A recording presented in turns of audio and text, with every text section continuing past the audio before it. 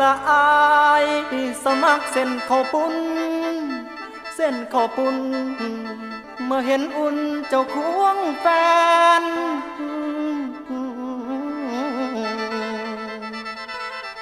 ลานางเอ๋ยใจอายคือบังไฟแสนที่สุตายอยู่ข้างละเหลือแห่งมีใจตั้งมายามนางเนื้ออุ่นบุญพระเวทกินขอบุญแต่บุญอายผัดบ่พอละถึกนั่งตัวดอกจอจอละถึกนั่งตัวดอกจอจอเอาชายหลอกเข้ามาควง